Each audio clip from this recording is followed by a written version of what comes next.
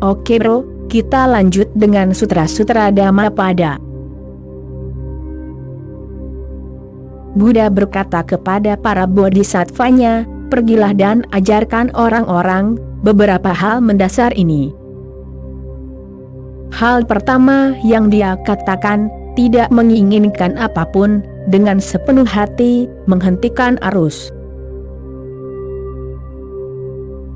Ucapan-ucapan ini adalah kata-kata sandinya, dirimu harus memahami kata-kata sandinya. Di masa lalu, banyak hal harus diingat, jadi hanya sutra yang sangat kecil, sutra yang sangat padat yang diberikan. Setiap sutra diungkapkan dalam bahasa sandi. Dirimu harus menguraikannya. Dirimu harus menerjemahkannya ke dalam bahasa kontemporer. Jika tidak, dirimu akan kehilangan maknanya. Tidak menginginkan apapun. Bagaimana mungkin tidak menginginkan apapun? Itulah kebenaran paling mendasar dalam ajaran Buddha. Beliau tidak mengatakan jangan menginginkan apapun, ingatlah. Itu akan menjadi kesalahpahaman. Beliau mengatakan, tidak menginginkan apapun, dengan sepenuh hati akan menghentikan alirannya. Yang beliau maksud dengan aliran, adalah pikiran. Beliau selalu menyebut pikiran sebagai aliran, karena ia terus mengalir. Baik saat dirimu terjaga atau tertidur, pikiran terus mengalir. Itulah aliran pikiran. Di dunia modern, William James, salah seorang psikolog hebat, untuk pertama kalinya menggunakan ungkapan Buddha untuk pikiran. Dia menyebutnya aliran kesadaran. Buddha mengatakan bahwa pikiran itu seperti sungai yang terus mengalir. Bagaimana cara menghentikannya? Metode lama adalah dengan menekan, mengendalikan, tetapi metode itu telah gagal total. Metode itu telah gagal bahkan di zaman Buddha. Dalam arti tertentu, Buddha adalah psikolog pertama dunia, bukan Sigmund Freud. Dan wawasan Buddha tentang pikiran jauh lebih dalam daripada semua psikolog yang ada. Tidak ada cara untuk menyingkirkan banjir energi pikiran yang terus-menerus dan kuat dari hal-hal yang ada dalam pikiran, hanya dengan mengendalikannya, atau dengan menekannya. Penindasan sebenarnya malah merusak. Jika dirimu menekan sesuatu, hal itu akan muncul lagi, dan dirimu harus menekannya lagi dan lagi. Seluruh hidupmu akan menjadi semacam perang saudara. Dirimu akan terus-menerus bertarung dengan diri sendiri. Dan pertarungan itu tidak akan pernah berakhir, karena dirimu tidak bisa menghancurkan pikiran dengan cara ini. Ini bukanlah cara untuk menyingkirkan pikiran. Faktanya, dengan cara melawannya, dirimu malah memberi pikiran energi yang semakin lama semakin besar. Pikiran bisa diberi energi dengan dua cara, baik dengan melawannya, atau dengan menurutinya. Yang pertama mengarah pada penindasan, yang lain mengarah pada kemelekatan, dan keduanya memberi energi pada pikiran. Alirannya menjadi semakin besar. Dirimu bisa menahan amarah itu mudah. Dan seluruh umat manusia telah diajarkan untuk menahan amarah, karena dirimu selalu tertarik pada cara yang mudah. Menahan amarah bukanlah hal yang sulit. Amarah muncul, dirimu bisa menahannya, dirimu bisa terus tersenyum palsu, dan cepat atau lambat dirimu akan melupakannya. Namun amarah itu mendidih di dalam dirimu, dan dirimu mengumpulkan lebih banyak amarah setiap hari. Amarah memiliki keindahan tersendiri jika ia spontan, tetapi dirimu mengumpulkan amarah yang akan menjadi tidak relevan, ia tidak akan spontan. Sesuatu mungkin telah terjadi 10 tahun yang lalu, sekarang ia tidak memiliki referensi ke realitas, tidak ada konteks, dan tiba-tiba dirimu meledak. Dirimu tampak gila. Begitulah orang menjadi gila. Jika mereka marah 10 tahun sebelumnya, ketika konteks yang tepat ada di sana, tidak seorang pun akan menyebut mereka gila. Tetapi selama 10 tahun mereka menahan amarah, kemudian itu menjadi terlalu berat. Selama 10 tahun terus-menerus mereka mengumpulkan lebih banyak amarah. Setiap hari mereka menahan amarah, mereka seperti duduk di atas gunung berapi, cepat atau lambat ia akan meletus. Entah dirimu menekan, atau dirimu harus menjadi sangat mati dan tumpul, sangat tidak hidup, sehingga tidak ada yang bisa meletus. Dirimu harus menarik diri sepenuhnya dari kehidupan, kebiara, dirimu harus menjadi sangat tidak peka terhadap kehidupan, sehingga orang-orang bisa terus menghinamu, dan dirimu mengumpulkan kulit yang begitu tebal, sehingga tidak ada yang menembusmu. Ada jutaan orang yang tidak benar-benar hidup. Mereka takut untuk hidup, karena jika mereka hidup, maka kemarahan mereka, nafsu mereka, keserakahan mereka, semuanya menjadi hidup. Untuk membuat semua itu tetap tertekan, mereka harus tetap berada pada tingkat kehidupan yang minimum, mereka tidak pernah hidup secara maksimal. Dan tidak hidup secara maksimal berarti kehilangan Tuhan, berarti kehilangan semua keindahan dan berkah kehidupan. Dirimu harus hidup secara maksimal, barulah dirimu menyadari keindahan luar biasa dari keberadaan. Hanya dari ketinggian itu, dirimu menjadi sadar akan kemegahan yang luar biasa, perayaan terus-menerus yang berlangsung terus-menerus. Tetapi dirimu tidak bisa hidup semaksimal mungkin. Dirimu takut karena jika dirimu hidup begitu total, maka semua yang telah dirimu tekan akan muncul. Jutaan orang telah memutuskan untuk hidup setengah mati, sebelum mereka akhirnya benar-benar mati, mereka sudah mati. Mereka hidup hanya untuk tingkat yang minimum, hanya untuk mencari nafkah, bukan untuk hidup tetapi hanya untuk bervegetasi. Mereka sangat takut, para pengkhotbah telah membuat mereka begitu takut. Buddha menentang penindasan. Jika dirimu menekan sesuatu, maka ia akan mulai menemukan cara lain untuk muncul, beberapa cara yang menyimpang.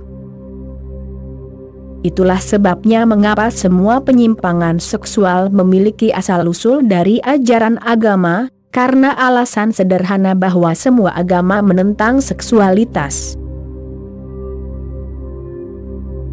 Seks harus diubah, bukan ditekan.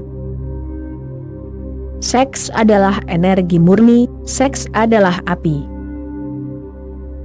Namun, dirimu tidak perlu membakar rumahmu dengan api. Dirimu bisa memanaskan rumahmu saat cuaca terlalu dingin.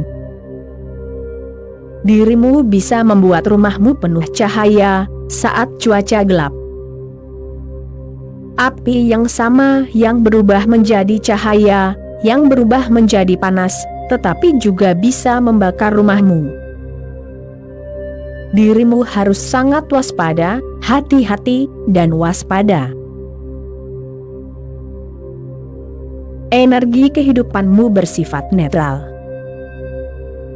Energi tersebut bisa membahayakan dirimu, bisa membantumu. Semuanya tergantung pada dirimu. Jangan mengutuknya. Dirimu, dan hanya dirimu, yang bertanggung jawab. Namun, orang-orang terus mengutuk seks, seolah-olah seks ada hubungannya dengan dirimu. Seks tidak ada hubungannya dengan dirimu. Seks adalah energi murni. Namun, jika dirimu menekannya, seks akan menjadi penyimpangan, kemudian seks akan menemukan jalannya. Jika dirimu menutup jalan yang alami, maka seks akan muncul melalui jalan yang tidak alami. Dan dirimu adalah orang bodoh yang sama, dirimu tidak berubah sama sekali, pemahamanmu belum berkembang. Jika dirimu masih orang tua bodoh yang sama, tidak masalah apa yang dirimu lakukan dengan seks, keserakahan, dan kecemburuanmu. Itu semua akan kembali dalam bentuk lain, melalui rute lain, mereka akan menjadi lebih halus. Buddha berkata, yang dibutuhkan adalah lebih banyak kesadaran, lebih banyak pemahaman, bukan penindasan atau kontrol. Jika dirimu bisa menyadari keinginanmu, jika dirimu bisa mengawasi keinginanmu, maka keajaiban akan terjadi, keajaiban terbesar dari semuanya. Saat dirimu menyadari keinginanmu, dirimu bisa dengan mudah melihat bahwa tidak ada keinginan yang bisa terpenuhi. Sudah menjadi sifatnya untuk tidak bisa terpenuhi. Setiap keinginan hanyalah kerinduan akan sesuatu yang tidak mungkin, setiap keinginan berarti lebih dan lebih dan lebih banyak lagi. Nah, bagaimana dirimu bisa memenuhi kerinduan yang terus-menerus untuk mendapatkan lebih ini? Dirimu bisa memiliki semua kekayaan dunia, tapi keinginan itu masih akan tetap ada. Konon Diogenes pernah berkata kepada Alexander Agung, pernahkah kamu memikirkan satu hal, meskipun itu adalah kemungkinan yang sangat kecil, pernahkah kamu memikirkannya? Kamu mungkin benar-benar menaklukkan seluruh dunia, lalu apa? Tidak ada lagi dunia lain untuk ditaklukkan, hanya ada satu dunia. Jika dirimu benar-benar berhasil, pernahkah kamu merenungkan masalah itu? Lalu apa yang akan kamu lakukan? Konon, Alexander menjadi sangat sedih. Diogenes tertawa dan berkata, lihat. Kamu belum menaklukkannya, tetapi ide tentang apa yang akan kamu lakukan selanjutnya, jika kamu telah berhasil menaklukkan seluruh dunia. Tidak ada dunia lain. Kamu akan menjadi sangat bingung, karena pikiran akan terus meminta lebih. Pikiran tidak akan puas dengan dunia ini saja, pikiran tidak akan pernah merasa puas. Pikiran berarti ketidakpuasan, itulah sifatnya. Keinginan hanyalah manifestasi dari ketidakpuasan ini. Ketika dirimu memperhatikan keinginanmu, perlahan-lahan dirimu akan menyadari kesia-siaan dari keinginan, dirimu akan menyadari sifat keinginan yang absurd. Dirimu akan menyadari bahwa pada dasarnya, keinginan tidak bisa terpenuhi. melihat ini, sebuah transformasi terjadi, sebuah keajaiban terjadi, sebuah perubahan radikal terjadi. Tetapi itu terjadi dengan melihat ini, bukan dengan penindasan, bukan dengan pengendalian, tetapi dengan pemahaman. Pikiran itu benar-benar tuli, ia terus melakukan hal-hal bodoh yang sama, tidak pernah melihat, tidak pernah mendengarkan pesannya. Setiap keinginan membawamu ke titik di mana perubahan radikal bisa terjadi, tetapi pikiran tidak bisa melihat atau mendengar. Pikiran itu buta, ia tuli. Ketika satu keinginan gagal, ia akan langsung beralih ke keinginan lain. Jika satu keinginan gagal, pikiran berpikir, jika keinginan ini gagal, itu tidak berarti bahwa semua keinginan lainnya akan gagal. Pikiran itu terus berharap bahwa pasti ada beberapa keinginan yang bisa dipenuhi, mungkin tidak kali ini tetapi lain kali, jika tidak hari ini maka besok. Jika tidak di kehidupan ini maka di kehidupan setelah kematian, di surga. Namun pikiran terus-menerus berpikir dalam kebiasaan lama yang sama. Pikiran selalu menemukan cara untuk meyakinkanmu lagi tentang permainan bodoh yang sama. Buddha berkata untuk berhati-hati. Hanya melalui kewaspadaan, maka tidak menginginkan apapun bisa terjadi. Kewaspadaanmu harus dengan sepenuh hati, tidak boleh parsial, jika parsial maka tidak akan berhasil. Jika dirimu hanya mengawasi sebagian, maka bagian yang tidak terlibat akan terus melakukan trik-trik lama, strategi-strategi lama. Seluruh hatimu harus waspada, sehingga tidak ada titik gelap yang tertinggal di dalam dirimu. Sehingga seluruh dirimu menjadi sadar akan absurditas dari keinginan. Tidak peduli siapa dirimu, di mana dirimu berada.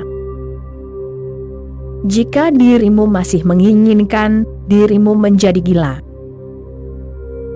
Bahkan, jika dirimu tidak cukup gila, bagaimana dirimu bisa berusaha keras untuk menjadi presiden dari suatu negara? Selama bertahun-tahun orang mencoba menjadi presiden dari suatu negara, hampir seluruh hidup mereka dibaktikan untuk satu tujuan, menjadi presiden dari suatu negara. Dan apa yang dicapai? Dengan energi yang sama mereka bisa menjadi Buddha, dengan usaha yang sama mereka bisa menjadi tercerahkan. Namun, kita mengarahkan energi kita pada tujuan yang salah seperti itu, uang, kekuasaan, gengsi, dan semuanya mengarah pada kegilaan. Keinginan itu gila. Nikmati hidup, tetapi jangan terlalu peduli dengan hari esok. Jangan korbankan saat ini untuk hari esok. Jika tidak, dirimu akan selalu kehilangan semua kesempatan yang terbuka untuk pertumbuhan batinmu. Tidak menginginkan apapun dengan sepenuh hati akan menghentikan alirannya. Perhatikan. Cobalah untuk memahami hakikat dari keinginan, dan dalam pemahaman itu akan ada penghentian dengan sendirinya. Aliran itu menghilang begitu saja, menguap, seolah-olah tidak pernah ada di sana. Dan saat dirimu terbebas dari pikiran, dirimu terbebas dari semua kesengsaraan, dari semua ketidakpuasan.